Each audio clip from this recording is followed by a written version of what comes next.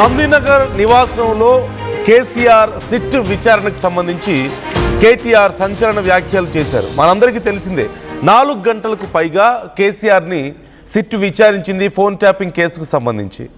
ఈ అంశానికి సంబంధించి కేటీఆర్ కీలక వ్యాఖ్యలు చేస్తున్నారు. నిన్న మా ఇంటి చుట్టూ 1000 మంది పోలీసులు పెట్టారు, మేము బెదిరించామని ఏ బిజినెస్ మ్యాన్ ఫిర్యాదు చేశారో చెప్పాలి అంటూ కేటీఆర్ ప్రశ్నిస్తున్నారు. యాక్టర్లు ఎవరైనా సరే ఫోన్ ట్యాపింగ్ చేశాము మేము అని ఆరోపణలు చేశారా, ఎవరిది ట్యాప్ చేశామో చెప్పాలి అంటూ సిట్ అధికారులను అడిగానంటూ కేటీఆర్ అన్నారు. సినిమా వాళ్ళ ఫోన్ ట్యాపింగ్ చేయలేదంటూ పోలీసులే చెప్పారని, ఇల్లీగల్ ఫోన్ ట్యాపింగ్ అని సజ్జనార్ ఎలా ట్వీట్ చేస్తారంటూ ప్రశ్నిస్తున్నారు. సజ్జనార్ జడ్జి కాదు, ఇప్పుడు అయ్యారేమో నాకు తెలియదు అంటూ కేటీఆర్ సెటైర్లు వేస్తున్నారు. మేము ఎవరిని బ్లాక్మెయిల్ చేయలేదు, బ్లాక్మెయిల్కు బ్రాండ్ అంబాసిడర్ రేవంత్ రెడ్డి అంటూ కేటీఆర్ అంటున్నారు. బ్లాక్మెయిల్ చేసే రేవంత్ రెడ్డి సీఎం పదవి తెచ్చుకున్నారు, కవితపై పార్టీ క్రమశిక్షణ చర్యలు తీసుకుంది అంటూ కేటీఆర్ అన్నారు. చాలామంది చాలా రకాలుగా మాట్లాడుతున్నారని, ప్రతి ఒక్కరికి కౌంటర్ ఇవ్వాల్సిన అవసరం లేదంటూ కేటీఆర్ మాట్లాడారు. మొత్తం మీద నిన్న కేసీఆర్ మాట్లాడతారని అందరూ ఎక్స్పెక్ట్ చేశారు, కానీ లేట్ నైట్ అవడంతో కేసీఆర్ మాట్లాడలేదు. ఆ తర్వాత జస్ట్ వచ్చారు, బయటకు వచ్చి అందరికీ ఒకసారి అభివాదం చేసి మళ్ళీ లోపలికి వెళ్ళిపోయారు. ఈరోజు కేటీఆర్ ఈ అంశానికి సంబంధించి మాట్లాడే ప్రయత్నం చేశారు. సజ్జనార్ మీద, రేవంత్ రెడ్డి మీద విమర్శలు చేశారు. ఈ అంశానికి సంబంధించి డీటెయిల్స్ తెలుసుకుందాం. ఇప్పుడు విచారణ పూర్తయిన నేపథ్యంలో నెక్స్ట్ ఏం జరగబోతుంది ఈ కేసులో అనేది కూడా చాలా కీలకంగా మారింది. మధు జాయిన్ అవుతున్నారు, మా ప్రతినిధి. మధు, కేటీఆర్ చిట్ చాట్లో మేజర్గా మనం అబ్జర్వ్ చేయాల్సిన విషయాలు ఏమేమి ఉన్నాయి?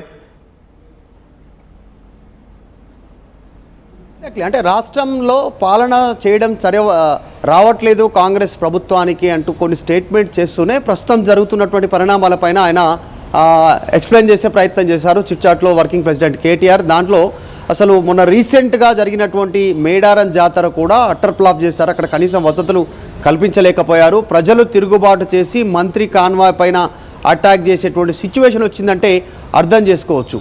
సేమ్ ఇప్పుడు అధికారులతో కావాలని మాట్లాడిస్తూ ఫోన్ ట్యాపింగ్కి సంబంధించిన విషయంలో ఏమీ సంబంధం లేనటువంటి ఇష్యూలో, ఎలాంటి ఆధారం లేనటువంటి ఈ కేసుని కావాలని ప్రొలాంగ్ చేస్తూ ఉన్నారు. ఒక సీరియల్ లాగా ఇది అర్థమవుతుంది. పరిపాలన పైన కనీసం అవగాహన లేదు, వాళ్ళకు పరిపాలన చేయడం చేత కావట్లేదు. అప్పులు మించి భారానికి మించి, రాష్ట్రానికి భారానికి మించి అప్పులు చేస్తూ ఉన్నటువంటి సిచ్యువేషన్ ఉంది. రాష్ట్రానికి మాత్రం ఏం మేలు చేయట్లేదు. ఆయన పైన ఉన్నటువంటి వ్యక్తిగత కేసుల నుంచి మినహాయింపు కోరడానికి అటు ఢిల్లీలో ఉన్నటువంటి బీజేపీ పెద్దల కాలు మొక్తా ఉన్నారు ముఖ్యమంత్రి రేవంత్ రెడ్డి.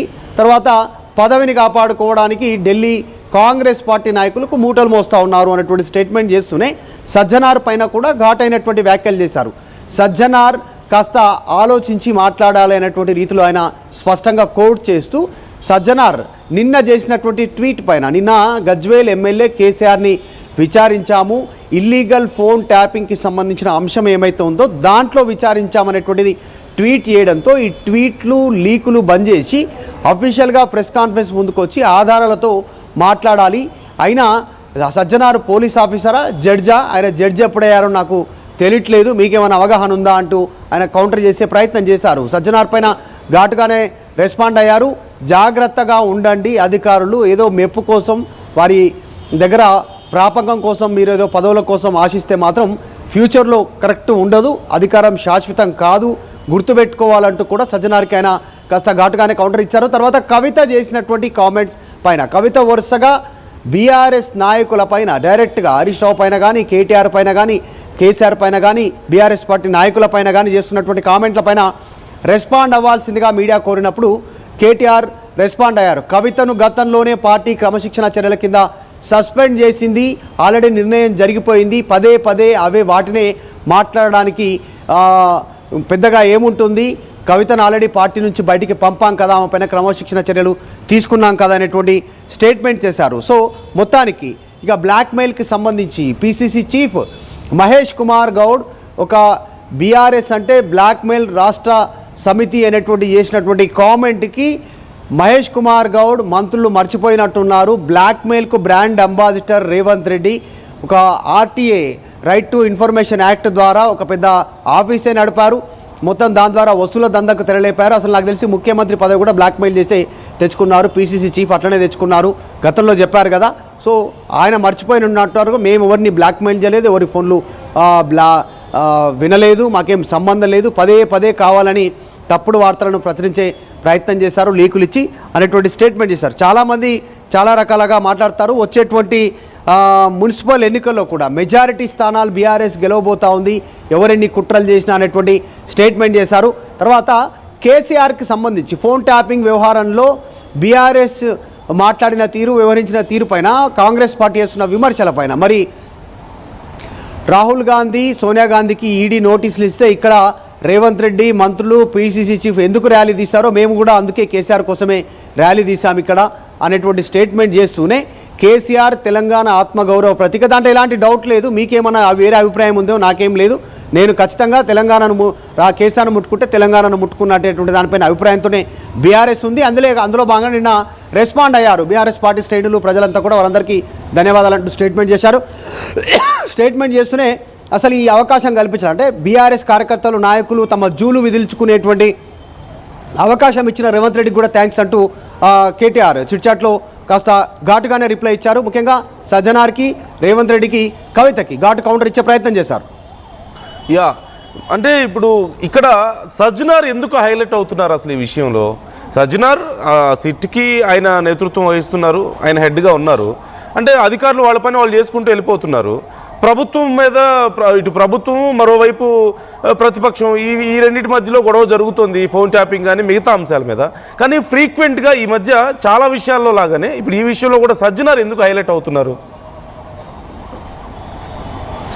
అంటే సజ్జనార్ నిన్న ట్వీట్ చేశారు. ట్వీట్లో ఇల్లీగల్ సంబంధించినటువంటి ఫోన్ ట్యాపింగ్ వ్యవహారంలో కేసీఆర్ని విచారించాము, గజ్వేల్ ఎమ్మెల్యే అనేటువంటి ట్వీట్ చేశారు. అసలు అది ఇల్లీగల్ ఎలా అవుతుంది? ఫోన్ ట్యాపింగ్ అనేటువంటి టెలిగ్రాఫిక్ చట్టాలు ఏం చెప్తా ఉన్నాయి, అవి తప్పని మరి బహిరంగంగా వచ్చి మాట్లాడమని చెప్పండి అనేటువంటి స్టేట్మెంట్ చేశారు. అంటే ఏదో ఒక వివాదాస్పదమైనటువంటి అంశంలో సజ్జనార్ ఈ రకంగా హైలైట్ అవుదాలనుకుంటున్నారు. ముఖ్యంగా ముఖ్యమంత్రి, తర్వాత మంత్రులు, కాంగ్రెస్ పార్టీ నాయకుల మెప్పు పొందేందుకు ఆయన ఆలోచన చేస్తూ ఉన్నారు అనేటువంటి దాంట్లో భాగంగా కేటీఆర్ వార్నింగ్ ఇచ్చారు. మీ బాగు కోసం కాదు, మీరు ఏం చేయాలనుకుంటున్నారో రూల్స్ అండ్ రెగ్యులేషన్స్ ఫాలో కండి సజ్జనార్, ఇట్లా కాదు అనేటువంటిది వార్నింగ్ ఇచ్చారు.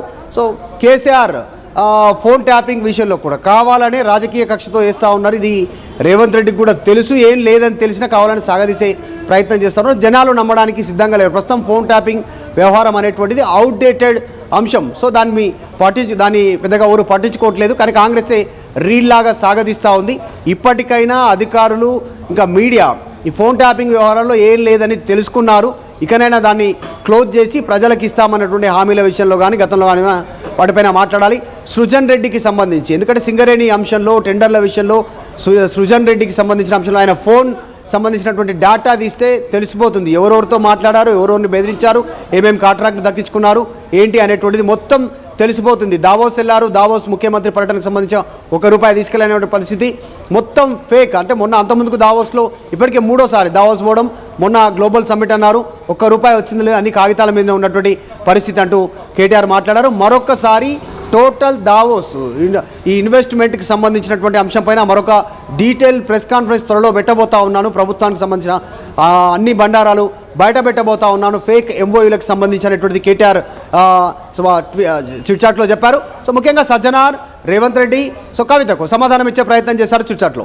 Yeah, right. Thank you Madhu, thanks for the details. మొత్తం మీద కేటీఆర్ చాలా కీలకమైన అంశాలు మాట్లాడారు. మీరు సజ్జనార్ చేసినటువంటి ట్వీట్ కూడా చూస్తున్నారు స్క్రీన్ మీద. The special investigation team SIT has concluded the questioning of Gajwel MLA and former chief minister Shri K Chandrashekar Rao in connection with the illegal phone tapping case అంటూ ఆయన ఒక ట్వీట్ చేశారు. కాకపోతే ఇప్పుడు ఈ ట్వీట్ ఎందుకు చేశారు అనేది చాలామందికి అర్థం కాని పరిస్థితి. అంటే ఆయన నేతృత్వంలో ఇదంతా ఈ మొత్తం ఇన్వెస్టిగేషన్ జరుగుతుంది కాబట్టి అవుట్ ఆఫ్ రెస్పాన్సిబిలిటీ ఆయన ప్రజలకి ఇన్ఫర్మేషన్ ఇవ్వడానికి చేశారా, లేకపోతే ఈ విషయాన్ని హైలైట్ చేయడం, కేసీఆర్ని ఫోన్ ట్యాపింగ్ కేసులో మేము ప్రశ్నించామనేది హైలైట్ చేయడం కోసం చేశారా? ఇలా రకరకాల చర్చలు జరుగుతున్నాయి. కేటీఆర్ ఈ విషయాన్నే ప్రస్తావించారు అనేది క్లియర్గా కనపడుతుంది. కేటీఆర్ సజ్జనార్ చేసినటువంటి ట్వీట్కి సంబంధించి మాట్లాడారు. అట్ ది సేమ్ టైం ఇప్పుడు సాధించింది ఏమి లేదు, 2 ఏళ్లుగా వీళ్ళు మమ్మల్ని అందరినీ విచారించారు, అక్కడ అడిగిందే అడగడం తప్ప పెద్దగా సాధించింది ఏమి లేదు, క్వశ్చన్స్ అడిగినవే అడుగుతూ ఉంటారు, మమ్మల్ని ఇబ్బంది పెట్టాలని ప్రయత్నం తప్పితే ఏమీ లేదు, ఇదంతా జస్ట్ డైవర్షన్ మాత్రమే అని చెప్తున్నారు. ఇదంతా ఓ పక్కుంటే మరోవైపు కవిత కూడా ఈ విషయం మీద కామెంట్ చేశారు.